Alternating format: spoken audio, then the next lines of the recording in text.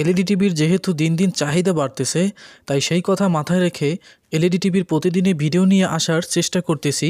তো তাই আবার একটি নতুন ভিডিও নিয়ে আপনাদের কাছে হাজির হলাম। সেটি হলো প্রায় এলইডি টিভির কমন একটি সমস্যা, সেটি হলো সফটওয়্যার মিসিং হয়, যেটি সিআরটি টিভিতে দেখা যায় না, এলইডি টিভিতে দেখা যায়। তো বন্ধুরা, এখানে দেখতে পাচ্ছেন আমাদের একটি সিস্টেম আইসির পাশেই একটি রেগুলেটর আইসির মতো বায়োস একটি আইসি আছে। এটাতে মূলত সফটওয়্যারিং করা থাকে। এটি যদি মিস হয়ে যায়, ম্যানুয়াল আসবে না, কোনো রকমের ফাংশন আসবে না। সফটওয়্যার মিসিং হয়ে গেলে রিমোটে অনেকটা কাজ করে না।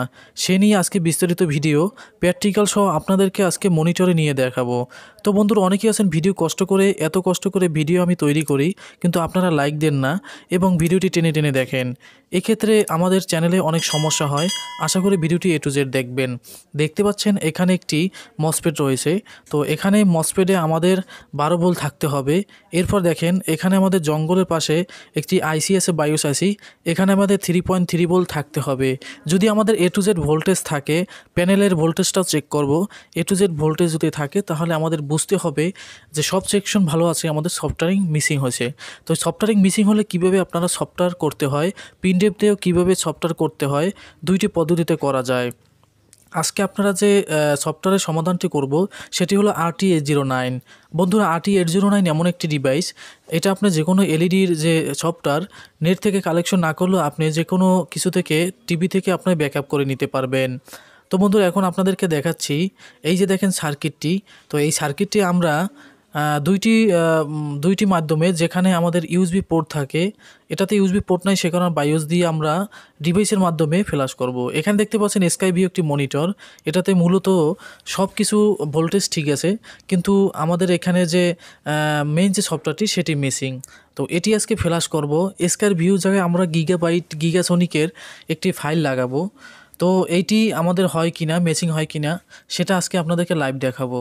অনেকেই কিন্তু ভিডিও টেনে টেনে দেখেন, তাহলে কিন্তু অনেক গুরুত্বপূর্ণ কথা আপনি মিস করে যাবেন। বন্ধুরা, এখন আপনাদের নিয়ে যাব মনিটরে, আর আশা করি আপনারা ধৈর্য ধরে ভিডিওটি দেখার চেষ্টা করেন, তাহলে অনেক কিছু শিখতে পারবেন। তো বন্ধুরা, আমরা এখন ফ্ল্যাশ করব। দেখেন এখানে RT809 আমরা এখানে ভিজি কেবল এবং ইউএসবি কেবল কম্পিউটারে লাগিয়ে নিয়েছি।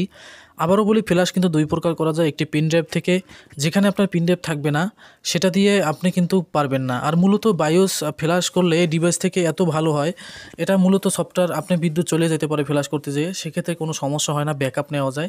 এই জন্য এটা দিয়ে আপনারা ফ্ল্যাশ করবেন। এটা দিয়ে বিভিন্ন রকমের এলইডি টিভির সফটওয়্যারের সমস্যার সমাধান করা যায়।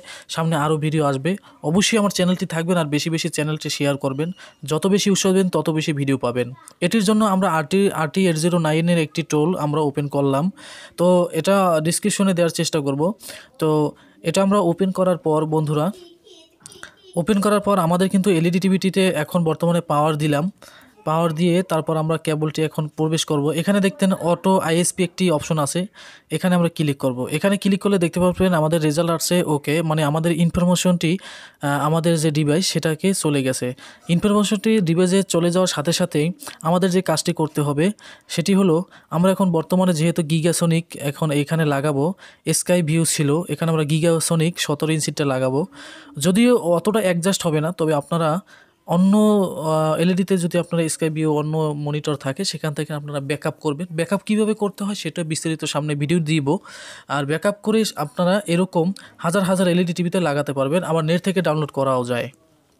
এখন আমরা এই জন্য আমরা কম্পিউটারে গেলাম। কম্পিউটারে যাওয়ার পর আমাদের লোকেশনে চলে যেতে হবে। আমাদের মূলত এই সফটওয়্যারটি কোথায় আছে, আমরা এখন লোকেশনে চলে যাব। তো ভিউয়ার্স, আমরা এখন লোকেশনে আসলাম। লোকেশনে আসার পর দেখেন আমরা সফটওয়্যারটি এখানে লোড করে নিয়েছি।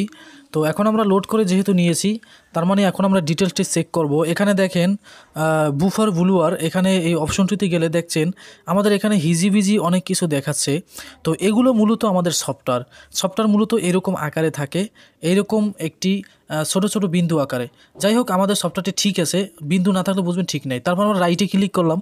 রাইটে ক্লিক করার পর দেখতে পাচ্ছেন নিচ থেকে আমাদের ভেরিফাই হচ্ছে।